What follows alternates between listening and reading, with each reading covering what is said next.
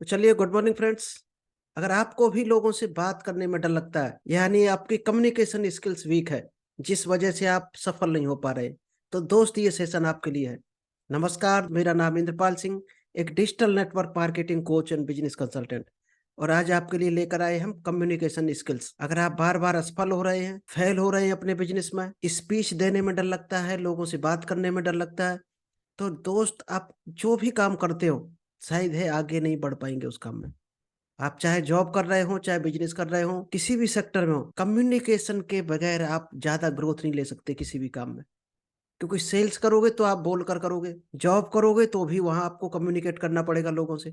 अगर कम्युनिकेशन अच्छा नहीं है तो शायद आपका प्रमोशन जल्दी नहीं हो सकता। आपको अगर बेस्ट एग्जाम्पल हम देना चाहें, तो दोस्त जो बेहतरीन पढ़ाई की हुई थी, बेहतरीन डिग्रियां थी डॉक्टर मनमोहन सिंह के पास, लेकिन फिर भी फ्लॉप प्रधानमंत्री साबित हुए, उसका एक ही कारण था, बोलने की कला नहीं थी। चाहे वो लैंग्वेज की प्रॉब्लम आप मानो, कुछ भी मानो, बोलना नहीं आता था, इसलिए फेल हो गए। और मोदी जी के पास शायद बहुत अच्छी नॉलेज नहीं है, बहुत अच्छी डिग्रियां नहीं है मोदी जी के पास, लेकिन बोलने की कला है, वही उनको पूरे वर्ल्ड में नाम करा रही है।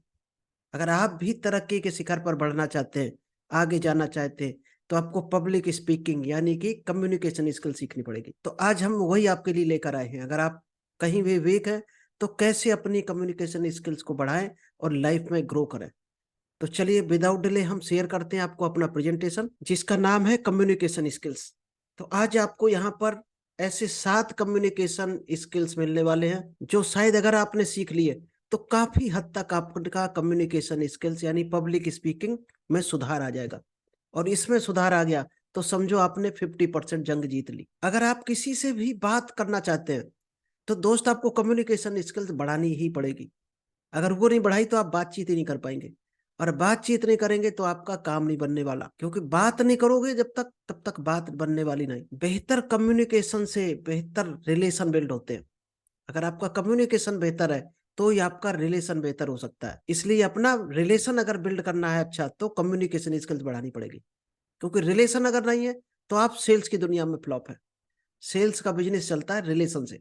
आपके कितने अच्छे रिलेशन है आपके कस्टमर के साथ, आपके डिस्ट्रीब्यूटर के साथ। So listen carefully and ask open ended question. कभी भी आपको कम्युनिकेट करना है किसी के साथ, तो पहले आपको क्या ना करना पड़ेगा, उसको ध्यान से सुनना पड़ेगा। जिसके साथ आप बातचीत करने जा रहे हैं, उसको केयरफुल्ली पहले सुनो। अगर वो कम बोलता है, 1 मिनट बोल के शांत हो जाता है, 2 मिनट अधूरी लाइन बोल के शांत हो जाता है, तो आपको ओपन एंडेड क्वेश्चन करके उसके सेंटेंस को पहले पूरा करवाना है, यानी उसको पूरा सुनना है। जब तक उसको पूरा समझ नहीं पाओगे, सुन नहीं पाओगे, तब तक आप बोल नहीं पाओगे।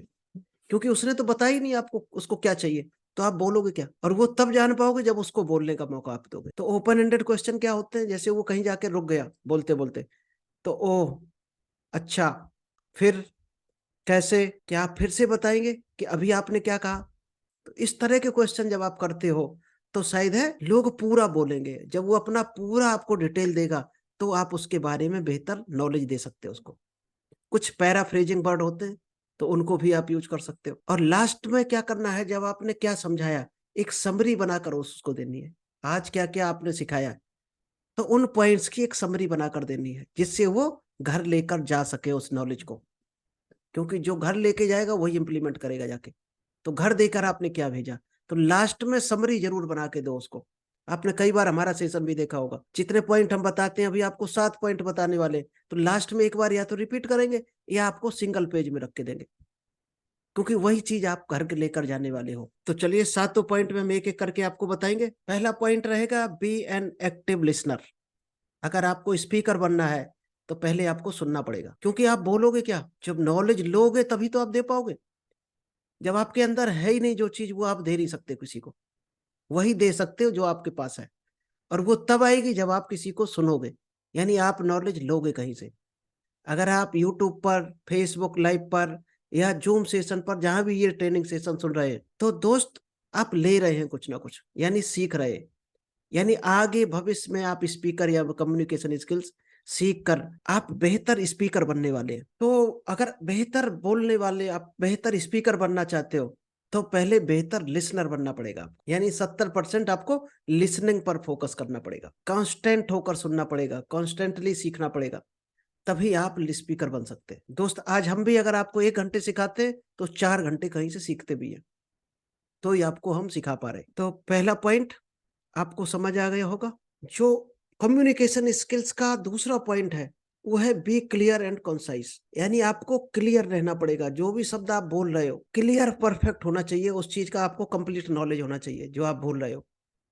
आपको अगर सपोर्टिंग देनी पड़े, प्रूफ देना पड़े तो आप तुरंत इजीली दे सको। और संक्षिप्त में बोलना पड़ेगा, बहुत ज्यादा डीपली नहीं जाना है, क्योंकि एक पॉइंट में बहुत डीपली चले गए तो आपके और पॉइंट छूटने का चांस है, क्योंकि आपके पास लिमिटेड टाइम होता है।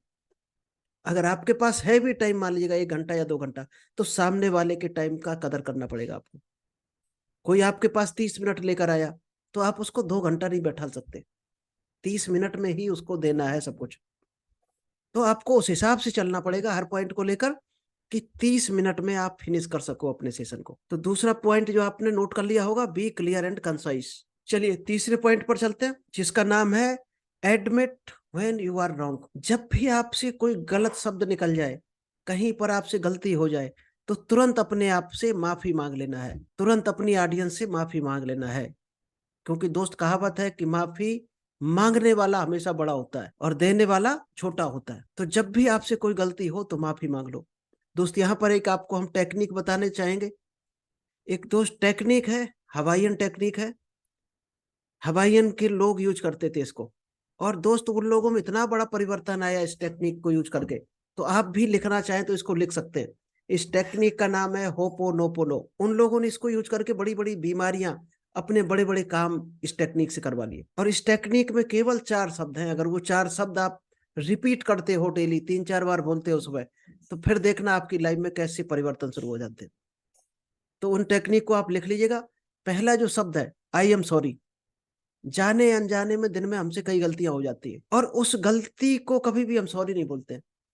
तो खुद से, पूरे ब्रह्मांड से, अपने सराउंडिंग लोगों से, अपने आप से बोल देना है सुबह उठकर, I am sorry, I am sorry, I am sorry.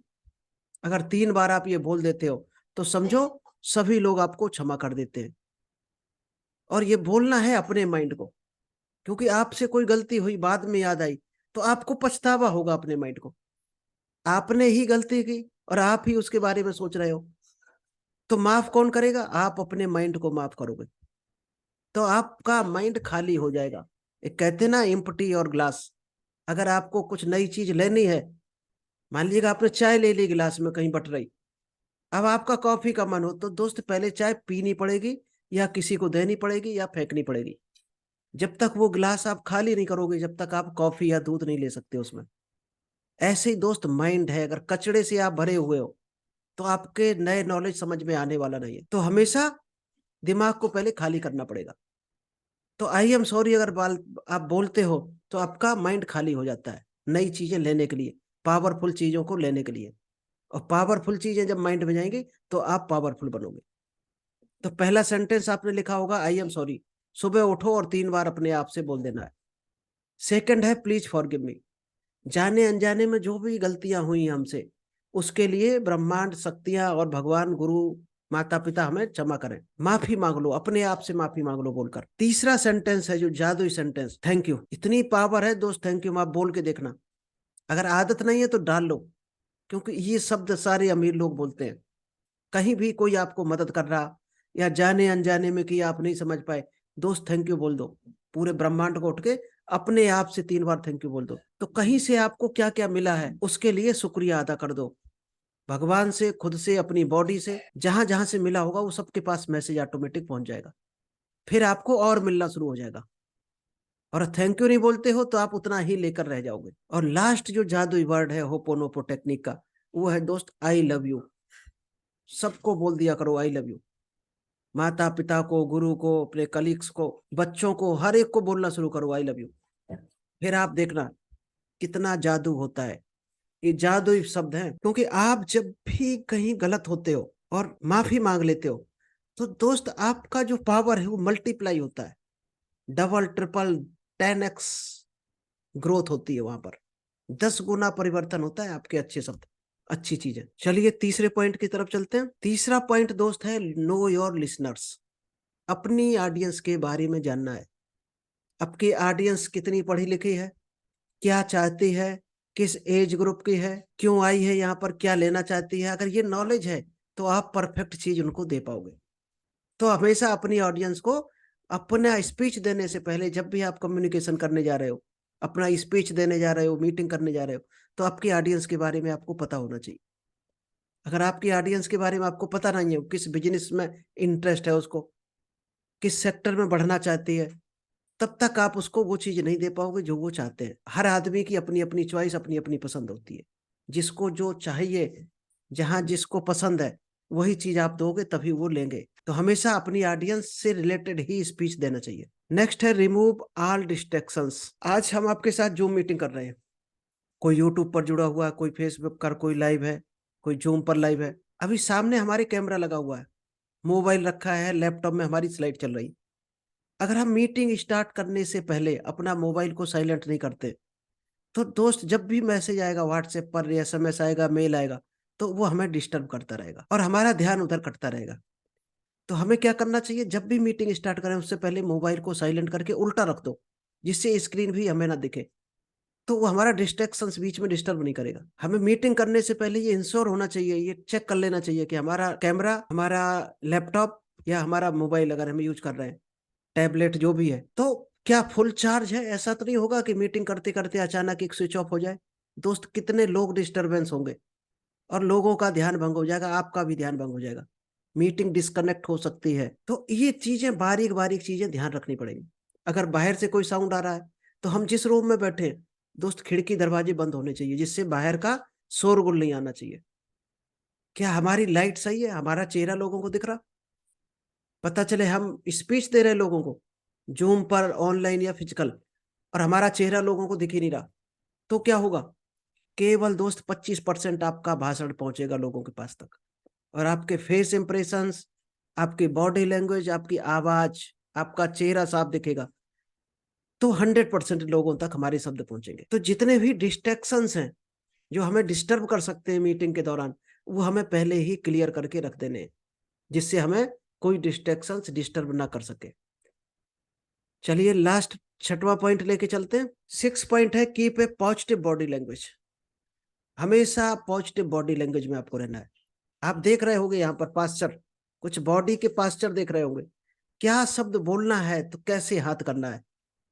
कई बार आपने देखा होगा जब आपकी स्पीड बढ़ती है तो आपके कदमों की स्पीड बढ़ जाती है, और यही चाहिए। अगर आप आवाज बढ़ा रहे हो, कदमों की स्पीड स्लो कर रहे हो, तो दोस्त अपोजिट हो जाएगा, लोगों को नहीं समझ में आएगा। आप किसी को कह रहे हो वो हमारी तरफ आएगा, तो हाथों को इस तरह से लाना है। आप बोल रहे शब्द आएगा और हाथ कर रहे हैं ऐसे, जाने वाली मुद्रा में, तो दोस्त लोग कंफ्यूज होंगे कि ये क्या कहना चाह रहे हैं। आप बोल कुछ रहे शब्द से, और लोग बॉडी लैंग्वेज को एक्सेप्ट करेंगे आपको। बॉडी लैंग्वेज को पहले पकड़ता है आदमी, चित्र को पहले पकड़ता है mind. Subconscious mind body language और चित्र को कैप्चर करता है। तो ये ध्यान रखना है, आपके अगर बोल क्या रहे हो उसी डायरेक्शन में आपके मूवमेंट होना चाहिए, हाथों का, चेहरे का।